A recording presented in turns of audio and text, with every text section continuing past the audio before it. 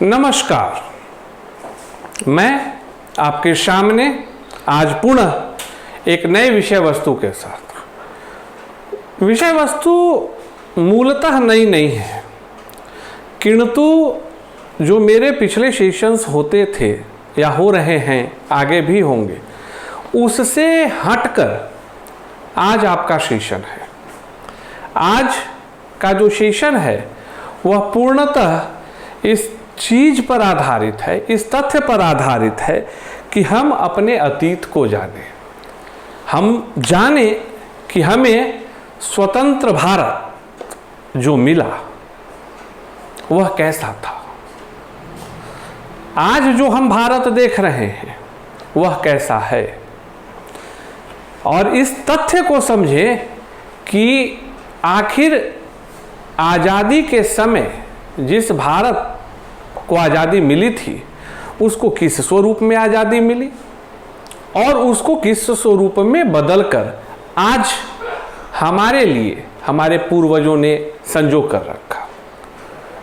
शुरू करते हैं। अभी तक जो मैं कहना चाह रहा हूं इसके आधार पर एक चीज़ तो स्पष्ट है, एक चीज़ बिल्कुल ही स्पष्ट है कि वस्तुतः हम भारत नवनिर्माण की बात करने आए हैं। आज जो मैं आपके सामने खड़ा हूं, मैं मूलतः भारत नवनिर्माण की बात करने के लिए आया हूं। भारत नवनिर्माण, भारत नवनिर्माण का अर्थ क्या है भाई? कि हमारे पूर्वजों ने भारत को कैसे बनाया, हमारे पूर्वजों ने भारत को कैसे बनाया। ऑल स्विच ऑन कर दो। हमारे पूर्वजों ने भारत को कैसे बनाया, कौन थे, शिल्पकार कौन थे। तो शब्दों के जाल में न फंसते हुए मूलतः मूल बिंदु के आधार पर अब मैं अपने जो आज का टॉपिक है उसकी शुरुआत करता हूं। बच्चों, वस्तुतः मैं आज जो चर्चा का विषय है उसको पूर्णतः केंद्रित करना चाहता हूं सरदार पटेल पर। आज जो चर्चा का केंद्र है वह सरदार पटेल के द्वारा किए गए महान कार्यों पर आधारित है। अब चर्चा आती है सरदार पटेल की भूमिका की, तो आपको पटेल साहब के विषय में भी जानना होगा। आखिर कौन थे पटेल, किस प्रकार से उनके जीवन की शुरुआत हुई, किस प्रकार से वह भारतीय राजनीति में आए और किस प्रकार से उन्होंने भारतीय राजनीति में भारत के नवनिर्माण में अपनी भूमिका निभाई। तो पहली बात जो मैं सामान्यतः अध्ययन के दौरान महसूस करता हूँ कि जिस प्रकार से जर्मनी के एकीकरण में, एक चीज़ है जो बिल्कुल स्पष्ट है कि जर्मनी के एकीकरण में किनकी भूमिका थी? बिस्मार्क की थी। जर्मनी के एकीकरण में किसकी भूमिका थी? बिस्मार्क की थी। भारत के एकीकरण में मूल भूमिका सरदार पटेल की थी। चलते हैं। मैं आज जो अपने ऑनलाइन सेशन है इसकी शुरुआत करता हूं श्रद्धेय पटेल साहब के जीवन के शुरुआती सफ़र से। तो आपको यह याद रखना है कि सरदार पटेल का जन्म कब हुआ था। सरदार पटेल का जन्म कब हुआ था? सरदार पटेल का जन्म 31 अक्टूबर 1875 में हुआ। सरदार पटेल का जन्म 31 अक्टूबर 1875 में हुआ। कहाँ हुआ? कहाँ हुआ? नादियाड में। कहाँ हुआ? नादियाड में। नादियाड गांव है, कहाँ है? गुजरात में है। कहाँ है? गुजरात में है। अर्थात जो हमारे सरदार वल्लभ भाई पटेल थे उनका जन्म 31 अक्टूबर 1875 को नादियाड में हुआ, जो कि गुजरात का एक जिला खेड़ा, गुजरात का एक जिला था खेड़ा। खेड़ा जिला का एक गांव का नाम था नादियाड। यहीं पर पटेल साहब का जन्म हुआ। जन्म होने के उपरांत पटेल ने अपनी प्रारंभिक शिक्षा शुरू की। शिक्षा के क्षेत्र में निसंदेह वह काफ़ी मेधावी रहे। उनके प्रतिभा का कहीं कोई मान नहीं था। ऐसा माना जाता है, ऐसा कहते हैं लोग कि उस वक्त, उस दौर में पटेल बेहद ही निर्धारित समयावधि में मैट्रिक की परीक्षा पास कर ली। आगे चल के पटेल साहब जो है वह बैरिस्टर की पढ़ाई के लिए, वकालत की पढ़ाई के लिए लंदन जाते हैं। पटेल साहब आगे बड़े होने के बाद बैरिस्टर की पढ़ाई के लिए कहाँ जाते हैं? लंदन जाते हैं, वकालत की पढ़ाई के लिए। और वहाँ से 36 महीने का कोर्स जो है उससे कम समयावधि में पूर्ण कर वह पुनः भारत लौटते हैं। भारत लौटने के उपरांत इस चीज़ को आप समझना, आपको लगता होगा एक चीज़ जो है, आज मैंने जो अपनी कक्षा को सरदार पटेल के कार्यों पर आधारित रखा है ताकि मैं आपको बता सकूं कि कुछ भ्रांतियां आपके मन में रहती होंगी, तो मैं उस छवि को बदलने का प्रयास करूंगा। पटेल जब भारत वापस लौटते हैं तो महात्मा गांधी के विचार से प्रभावित होकर वह भारतीय स्वतंत्रता आंदोलन में भाग लेते हैं। जो महात्मा गांधी के कार्य हो रहे थे उनके कार्यों से उनको प्रेरणा मिलती है और वकालत की पढ़ाई पूरी करने के बावजूद वह जब भारत वापसी करते हैं तो वह क्या करते हैं? वह भारतीय स्वतंत्रता संग्राम में हिस्सा लेते हैं, जिसके तहत वह मूलतः अगर कहा जाए तो 1934 से 1937, 1934 से 1937, 1934 से 37 भारत छोड़ो आंदोलन चल रहा था भारत में। भारत छोड़ो आंदोलन कहाँ चल रहा था? भारत में चल रहा था, जिसमें वो अपनी भागीदारी सुनिश्चित करते। परिणाम क्या निकलता है कि उनके कुशल नेतृत्व, उनके कुशल व्यक्तित्व, योग्य क्षमता के कारण उनको, आपको एक चीज़ याद रखनी होगी कि भारतीय राष्ट्रीय कांग्रेस का 49वां अध्यक्ष, वो जो थे भारतीय राष्ट्रीय कांग्रेस के 49th अध्यक्ष बनने का गौरव उनको प्राप्त होता है। अर्थ क्या था? अर्थ था कि विदेशी शिक्षा हासिल करने के बावजूद, अर्थ क्या था? विदेशी शिक्षा हासिल करने के बावजूद सरदार वल्लभ भाई पटेल बेहद ही कम समय में भारतीय राजनीति में अपनी पैठ बना लेते हैं और वह कांग्रेस के एक सक्रिय सदस्य होते हैं। फिर उसके बाद उनको 49वां अध्यक्ष बनने का गौरव प्राप्त होता है। सब कुछ अच्छा चल रहा। भारतीय स्वतंत्रता संग्राम तेजी से अपने लक्ष्य प्राप्ति की ओर बढ़ रहा। नतीजा कब? जवाब आप देंगे 15 अगस्त 1947। नहीं, मैं 15 अगस्त 1947 की चर्चा मैं करना जरूरी समझता हूं, लेकिन उसके पहले 15 अगस्त 1947 को जो आज़ादी हमें मिली, उस आज़ादी की रूपरेखा आप समझना। मेरे वीडियोस को आप सुनोगे और समझोगे। 15 अगस्त 1947 को जो आज़ादी हमें मिली, उसकी रूपरेखा 3 जून 1947 को तय कर दी जाती है। आप याद रखिएगा, 15 अगस्त 1947 को जो आज़ादी हमें मिली, उसकी रूपरेखा वस्तुतः 3 जून 1947 को तय कर दी जाती है। कैसे तय कर दी जाती है? जब लॉर्ड माउंटबेटन, जो उस वक्त के वायसराय थे, लॉर्ड माउंटबेटन भारत को स्वतंत्र करने की अपनी योजना को जो है रखते हैं। 3 जून 1947 ही वह दिन था जिस दिन अपनी योजनाओं, अपने कार्यक्रम, अपने प्लान के साथ लॉर्ड माउंटबेटन अपने जो ये प्रोजेक्ट है इसको भारतीय नेताओं और जो भी उस वक्त का जो सम्मिलित भारत था उसके शीर्षस्थ नेताओं के साथ, कांग्रेस के साथ वह जो है अपने प्रस्ताव को रखते हैं। वस्तुतः यह प्रस्ताव ही जटिल था। यह प्रस्ताव ही जटिल था। क्यों? चूंकि तब तक 1940 से 1947 का जो दौर रहा, इस दौरान मुस्लिम लीग कांग्रेस के लगभग समानांतर खड़ी हो चुकी थी। यह वह दौर था जब कांग्रेस सिर्फ एक सिंगल पार्टी नहीं रह गई थी, इकलौती पार्टी नहीं रह गई थी, उसको कड़ी टक्कर मिल रही थी मुस्लिम लीग से। मोहम्मद अली जिन्ना जिन्हें मुस्लिम लीग का संस्थापक कहा जाता है, वो पहले कांग्रेस में थे और एक कुशल राजनीतिज्ञ होने के कारण वह अपनी पैठ भारतीय राजनीति में बना चुके थे, जिसके कारण कि जब 3 जून 1947 को प्रस्ताव रखा जा रहा था, तो अंग्रेज जो प्रस्ताव लेकर आते हैं उसको गौर से सुनिएगा।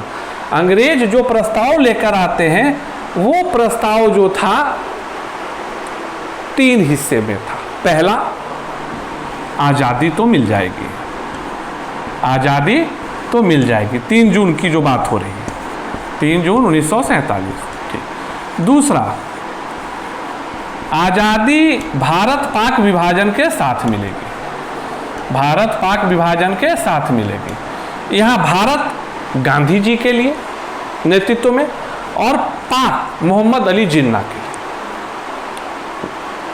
समझ रहे हैं। और तीसरा जो उनका महत्वपूर्ण पॉइंट था वह था कि जो देसी रियासतें हैं, देसी रियासत जो था स्वतंत्र, देसी रियासत स्वतंत्र। अर्थात क्या हुआ, अंग्रेज के तरफ से जो प्लान आया उस प्लान में कहा गया कि जो ब्रिटिश के अधीन सीधा जो क्षेत्र है उसका विभाजन होगा भारत और पाकिस्तान के तौर पे। पाकिस्तान उस वक्त 2 भागों में था, पूर्वी पाकिस्तान जिसको क्या कहा जाता है, बांग्लादेश, पूर्वी पाकिस्तान, और दूसरा था पश्चिमी पाकिस्तान जो आज भी पाकिस्तान है, पश्चिमी पाकिस्तान। आज़ादी मिल रही है, 3 जून आज़ादी की चर्चा है, लेकिन भारत पाक विभाजन की भी चर्चा है, देसी रियासतों को स्वतंत्र करने की भी चर्चा है।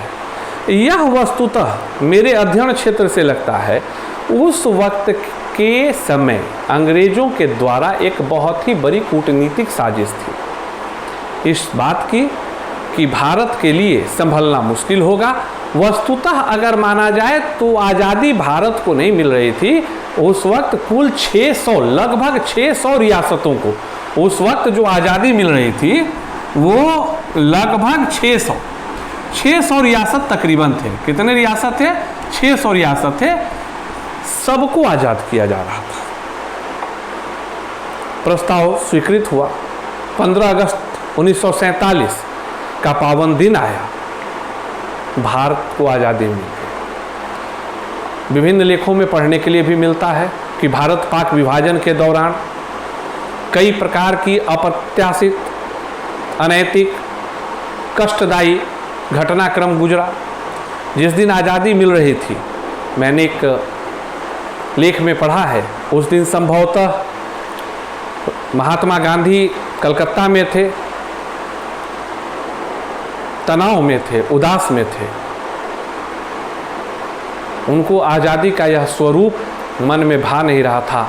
यह एक अशांत आज़ादी थी, एक ऐसी आज़ादी जिसका पता नहीं कि क्या होता नहीं होता। लेकिन भारत को 15 अगस्त को रात में आज़ादी मिल गई। अब भारत के पास जो लिखे हैं उसको अगर मौका मिलेगा तो आप स्क्रीनशॉट ले लेना ताकि समझने में आसानी हो। अब जो आज़ादी भारत को मिली 1947 में, तो आज़ाद भारत के प्रधानमंत्री किनको बनाया गया?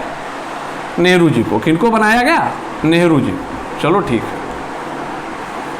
नेहरू जी को बनाने के पीछे ऐसे तथ्य पाए जाते हैं कि मूलतः सरदार वल्लभ भाई पटेल प्रधानमंत्री पद के लिए सर्वाधिक योग्य थे, किंतु कई जगह विचारकों का ऐसा मंतव्य भी देखने के लिए मिलता है कि गांधी जी का ऐसा मानना था कि भारत का भी निर्माण होना था, इसलिए एक ऐसे व्यक्ति के हाथ में शासन देना था जो कुछ वर्षों तक लगातार भारत के नवनिर्माण में अपना कार्य करता।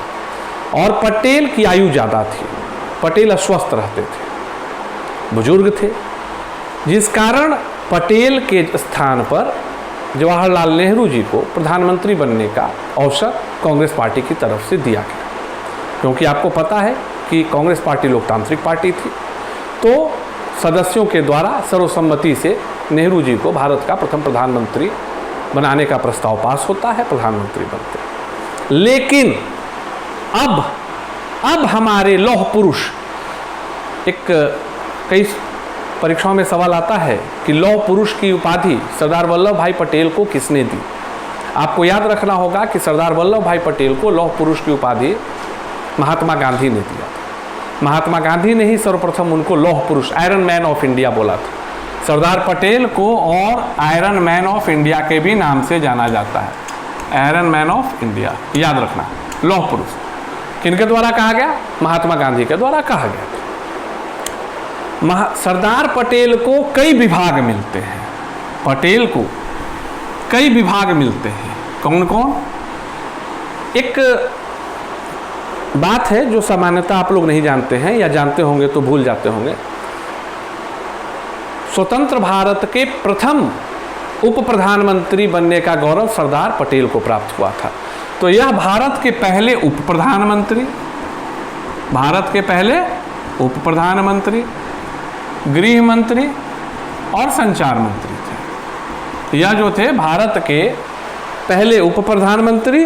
और विभागों में इनके पास कौन कौन सा विभाग था? गृह मंत्रालय था और सूचना प्रसार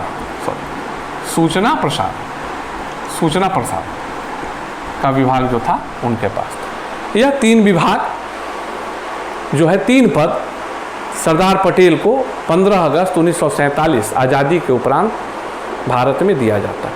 इसके साथ साथ इनको एक और जिम्मेवारी दी जाती है, देसी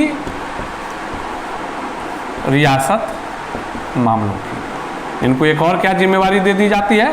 देसी रियासत मामलों की जिम्मेवारी दे दी जाती है। यह वह दौर रहा जो दौर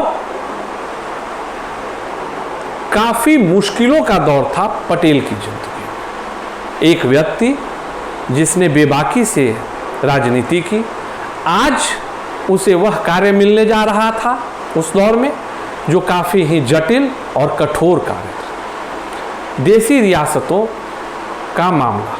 देसी रियासतों का मामला का अर्थ क्या था? अब सवाल आता है कि देसी रियासतों के मामला का अर्थ क्या था। वस्तुतः पटेल को यह जिम्मेवारी दी जाती है कि जो तकरीबन उस वक्त भारत में देसी रियासतों की संख्या कितनी थी? कहीं 562 का उल्लेख होता है, कहीं 563 का उल्लेख होता है। तकरीबन 550 तो मान 562 है या 563। सरदार पटेल को यह कार्य दिया जाता है कि आप इन रियासतों का विलय, चूंकि आज़ादी तो सबको मिल चुकी है, आज़ादी तो सबको मिल चुकी है। 3 जून से ही पटेल जो है अपने कार्य में लगे हुए थे, जिसका नतीजा था कि आज़ादी के समय कई रियासत भारत के साथ मिलने को तैयार थे और मिल गए। लेकिन मैं चर्चा कर रहा हूं कि कुल इतने रियासत थे, या तो जो मिल गए थे या जिन्हें पटेल को मिलाना था। और पटेल ने यह बिल्कुल ही मुश्किल कार्य बेहद ही चतुराई से निभाया। पटेल को इस वक्त मदद करते हैं वीपी मेनन। पटेल को कौन मदद करते हैं? वीपी मेनन। वीपी मेनन थे, एक ब्यूरोक्रेट थे, जिन्होंने पटेल को भारत के एकीकरण में बहुत ही ज़्यादा साथ दिया। और यह सरदार पटेल और वीपी मेनन दोनों के सम्मिलित प्रयास का नतीजा था कि आज हमें भारत अपने इस स्वरूप में दिखाई देता है। सवाल आता है कि आज़ादी तो सबको प्यारी थी, आज़ादी सबको प्यारी थी। आज़ादी की लड़ाई सिर्फ वैसे क्षेत्र में नहीं लड़ी गई थी जो अंग्रेजों के सीधे नियंत्रण में थे, अपितु उन रियासतों में भी लड़ी गई थी। आप उदाहरणार्थ आप देखते होंगे, चाहे वो झांसी की रानी का क्षेत्र हो, चेन्नम्मा का क्षेत्र हो, कई रियासत, जितने भी रियासत थे, सभी रियासतों के लोगों ने आज़ादी की लड़ाई लड़ी। पटेल जो रियासत के मालिक थे, जो रियासत के राजा थे, उनमें से कई राजा को यह समझाने में कामयाब होते हैं विलय के दौरान कि यह आज़ादी सिर्फ अंग्रेजों से आज़ादी नहीं है, यह आज़ादी आपसे भी आज़ादी के लिए उन्होंने लड़ाई लड़ा है। तो अब राजतंत्र से काम नहीं चलेगा, आपको लोकतंत्रात्मक पद्धति का पालन करते हुए भारत में विलय करना। कई राजा जो है इस चीज से सहमत हो जाते हैं, इस बात से सहमत हो जाते हैं और विलय के पत्र पर आसानी से हस्ताक्षर कर देते हैं। पटेल के लिए यह कार्य मुश्किल नहीं था, चूंकि जहाँ तक मैंने कुछ किताबों को पढ़ा है, कुछ जानकारियाँ मैंने रखी हैं, पटेल जो है मूलतः, एक चीज़ को आपको याद रखना है कि पटेल जो है मूलतः कुछ आधार पर विलय की बात कर रहे थे, क्योंकि पटेल के अंदर एक चुभन थी कि अगर विलय नहीं होता है तो सारे रियासत तो संप्रभुता संपन्न है और सभी रियासतों का झंडा अलग अलग होगा और उन्हें अखंड भारत में एक झंडा, भारत निर्माण तब संभव होता है जब जो भी भारतीय भूमि थी उस पर सिर्फ एक झंडा लहराया जाता और वह होता तिरंगा। तो पटेल ने रियासतों के विलय के लिए 3 शर्तें रखी, राजाओं के पास 3 शर्तें रखी। पहला, 3 कंडीशंस, इस चीज को आपको याद रखना है। पहला, फॉरेन पॉलिसी, दूसरा डिफेंस और तीसरा कम्युनिकेशन। तीसरा क्या है? कम्युनिकेशन, अर्थात विदेश नीति, रक्षा नीति और संचार। इस 3 मामलों पर ही पटेल ने सभी राजाओं को सहमत किया कि आपकी जो विदेश नीति है वो मैं निर्धारित करूंगा, आपकी रक्षा नीति मैं निर्धारित करूंगा, वो मेरे हाथों में होगा, भारत के हाथों में होगा, और संचार पर पूरा नियंत्रण मेरा होगा। यह पटेल साहब की एक कुशल कार्य योजना थी जिसको उस वक्त के अधिकांश रियासतों ने आसानी से मान लिया, जबकि इसके पीछे भारत विलय की प्रक्रिया लिखी जा रही थी। पटेल अपने लक्ष्य की ओर बढ़ चलते हैं। पटेल लगातार देशी रियासतों का विलय करते जाते हैं। अखंड भारत, समृद्ध भारत, एकजुट भारत जो छत विक्षत विखंडित होकर हमें अंग्रेजों से मिला, उसको एकीकृत करने के कार्य में लगे रहते हैं। लेकिन पटेल इन चीजों के साथ साथ और भी राजनीतिक कार्य कर रहे थे, जिसमें आप सभी बच्चे, हो सकता है कि आने वाले समय में जो आज मेरा वीडियो है उसको यूपीएससी और बीपीएससी के जो बच्चे पीटी वगैरह की तैयारी करते हैं, मेंस की तैयारी करते हैं, उसके लिए भी इसे सुनेंगे। तो उसके संदर्भ में मैं आपको बताना चाहता हूँ कि पहले जो सुभाष चंद्र बोस साहब का नाम आपने सुना होगा, जिन्होंने आईसीएस की परीक्षा पास की थी, पहले भारत में आईसीएस की परीक्षा होती थी, जिसको बदलकर जो आज वर्तमान भारत में हम लोग यूपीएससी के तहत आईएएस की परीक्षा के विषय में सुनते हैं, आईसीएस को बदलकर आईएएस की परीक्षा में रूपांतरित करने का श्रेय भी सरदार पटेल को जाता। यह कार्य भी वह अपने गृह मंत्रित्व काल में कर रहे थे। इधर रियासतों का विलय जारी था, वीपी मेनन का कार्य जारी था, कुशलता के साथ देशी रियासतें मिलती जा रही थी। लेकिन समस्या थी, कारण स्पष्ट है। यह जरूरी नहीं है कि आप अगर मेरे वर्ग कक्ष में बैठे हुए हैं, अगर आप मेरे वर्ग कक्ष में बैठे हुए हैं तो सारे बच्चे मेरी बात से सहमत हों। हो सकता है कि कुछ बच्चे मेरी बात से सहमत न भी। इसी आधार पर कुछ रियासतों ने पटेल के प्रस्ताव को पूरी तरह से खारिज कर दिया, जिसमें अब मैं चर्चा करता हूं, इसको आप देखना। जिसमें पहला नाम था त्रावणकोर। पहला नाम क्या था? त्रावणकोर। त्रावणकोर को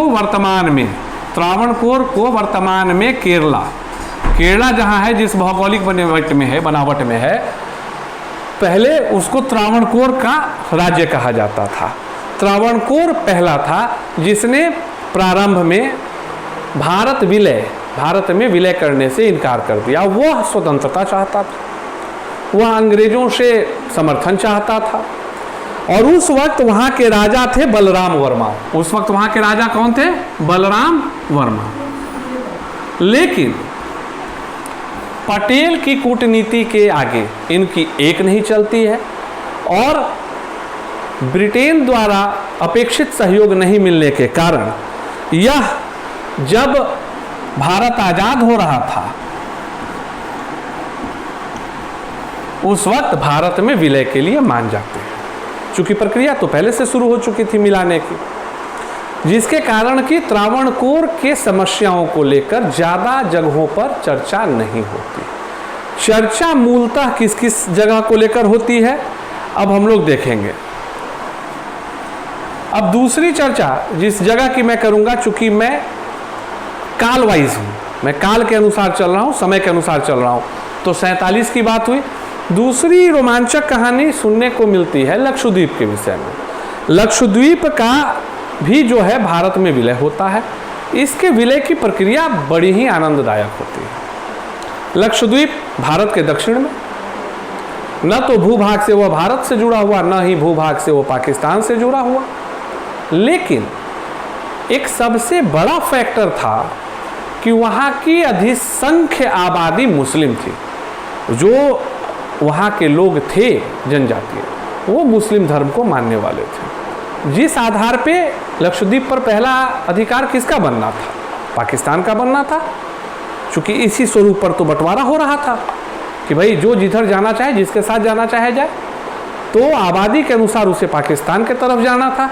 लेकिन लक्षद्वीप के लोग न तो भारत के विषय में ज़्यादा जानते थे और न ही पाकिस्तान के विषय में। तो इसके पहले कि पाकिस्तानी सेना लक्षद्वीप पहुंचती, भारतीय सेना, नौसेना लक्षद्वीप पहुंचकर और वहां अपने राष्ट्रीय ध्वज को फहरा देती है। और इस तरह से बेहद ही सरलता के साथ लक्षद्वीप पर भारत का अधिकार हो जाता है। अब आप ताज्जुब सुनेंगे, आधे घंटे 40 मिनट के बाद वहां पाकिस्तानी सेना पहुंचती है, लेकिन भारतीय तिरंगे को देखकर वह लौट जाती है।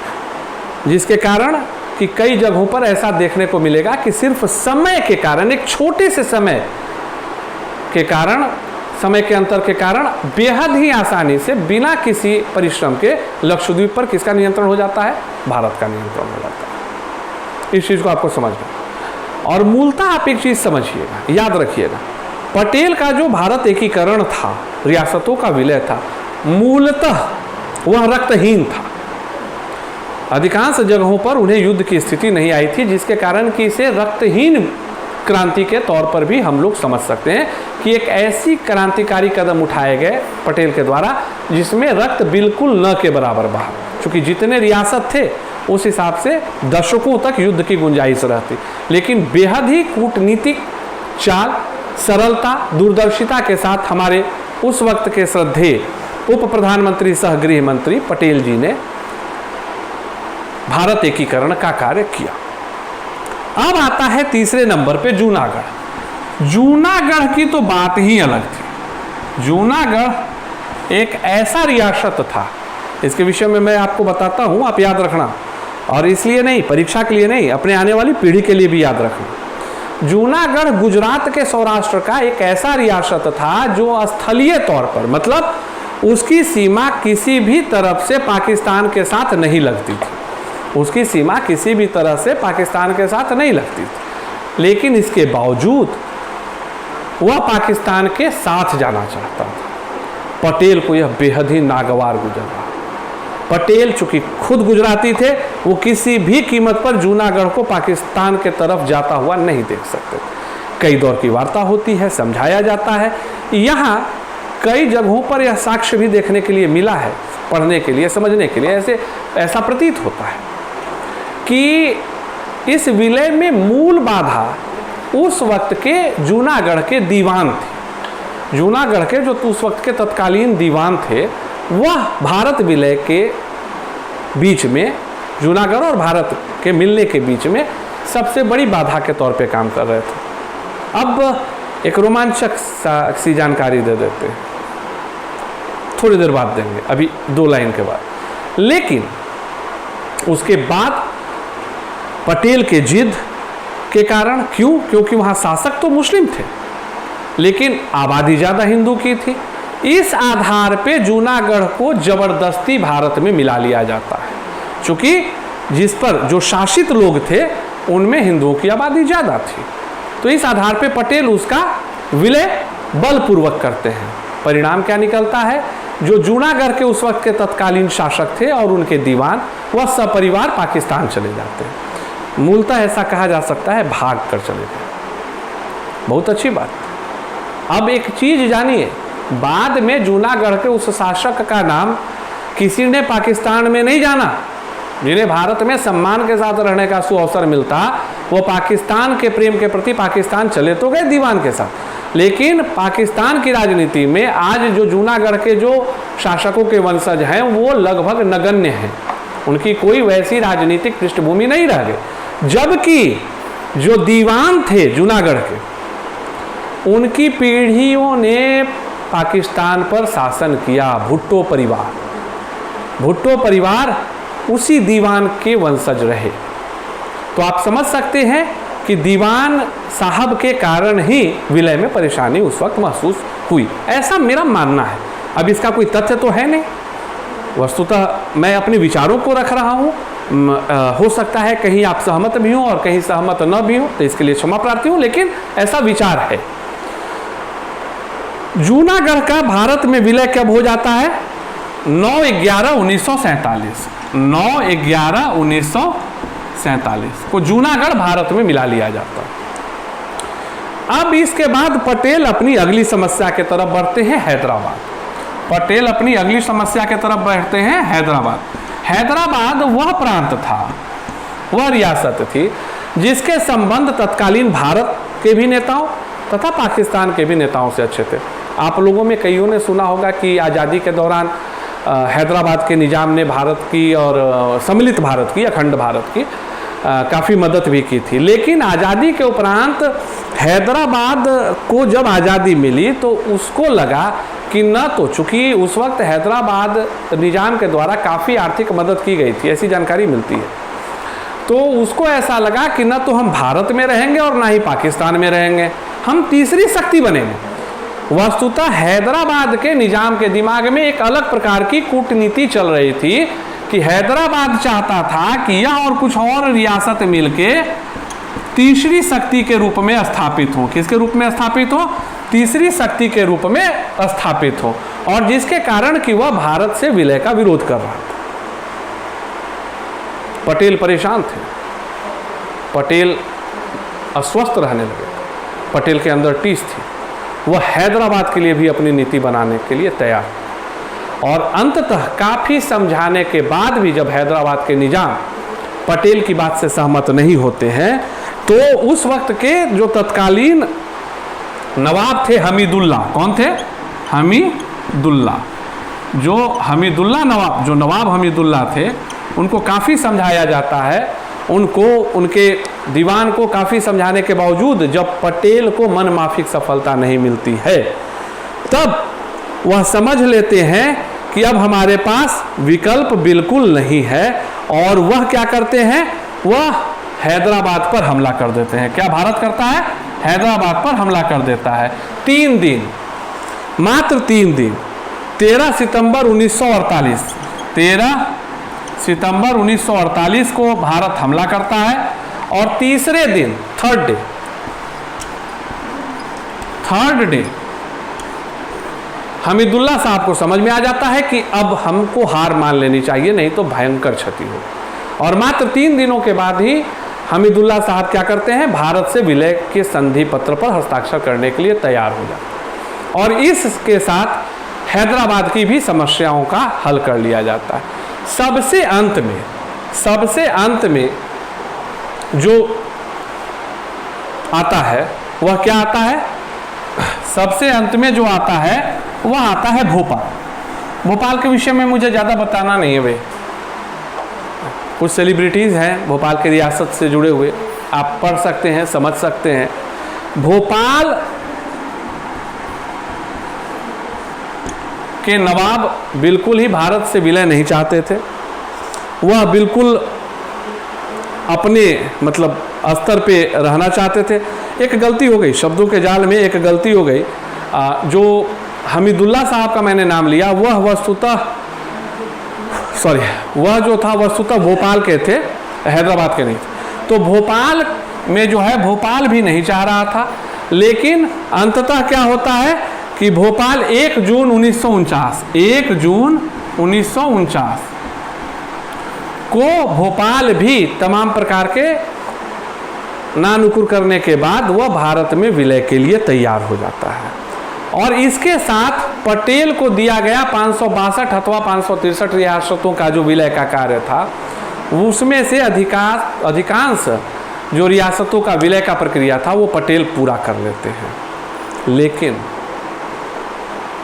जो पहली बार सुनेंगे उनको थोड़ी पीड़ा होगी। क्यों? क्योंकि तब उनके मन में आएगा सवाल कि जब इन रियासतों का विलय पटेल ने इतनी चतुराई और इतने दृढ़ता के साथ किया, जिसके कारण कि महात्मा गांधी, राष्ट्रपिता महात्मा गांधी ने उन्हें लौह पुरुष तक की संज्ञा दी, तो आखिर जम्मू कश्मीर में गलती कहाँ से हो गई? मैं अपने विचार आपको दे रहा हूँ। मूलतः जम्मू कश्मीर का भारत में विलय का कार्य पटेल के द्वारा नहीं किया गया था। उस कार्य को तत्कालीन प्रधानमंत्री कौन देख रहे थे? नेहरू जी देख रहे थे। जो जम्मू कश्मीर का विलय था, जेके का जो कार्य था, जम्मू कश्मीर के विलय का कार्य था, उसको कौन देख रहे थे? तत्कालीन प्रधानमंत्री पंडित जवाहरलाल नेहरू देख रहे थे। तो उसके विलय की रूपरेखा में पटेल की कहीं भी कोई भी सहभागिता नहीं थी। पटेल का कार्य जम्मू कश्मीर के अलावा जितने भी रियासत थे उसके विलय का था, जिस कार्य को पटेल ने बेहद ही खूबसूरती के साथ अंजाम दिया। एक ऐसा शख्स जिसे कुछ और वर्ष तक जीना था, दुर्भाग्यवश 15 दिसंबर 1950, 3 साल बाद 47 में वो गृह मंत्री बनते हैं, होम मिनिस्टर बनते हैं, वाइस प्राइम मिनिस्टर बनते हैं। 1950 में उनकी डेथ हो जाती है और इसी के साथ पटेल हमें छोड़कर चले जाते हैं। ऐसा माना जाता है कि अगर उस वक्त पटेल के जिम्मे जम्मू कश्मीर का भी काम होता तो जिस प्रकार से उन्होंने बाकी रियासतों का विलय कराया, उसी प्रकार से जम्मू कश्मीर का भी विलय करवा लिया जाता। अतः यह जो मेरी आज की चर्चा थी वह पटेल के भारतीय रीयूनियन, एक्चुअली यह reunion of India by Patel, आज का हेडिंग जो रहा मेरा वह reunion of India by Patel का रहा। उम्मीद करते हैं आपको तथ्य समझ में आए होंगे। भाई, भारतीय इतिहास समझना है तो एक चीज़ याद रखो, इस वीडियो को सुनो, 2 बार सुनो, 3 बार सुनो, पटेल के कार्यों को समझो, राष्ट्र निर्माण के स्वप्न को देखो और उसी ऊर्जा के साथ आप भी अपने संबंधित क्षेत्रों में लगे रहें। लाइक करें, शेयर करें, सब्सक्राइब करें ऋषि द क्रिएटर। धन्यवाद।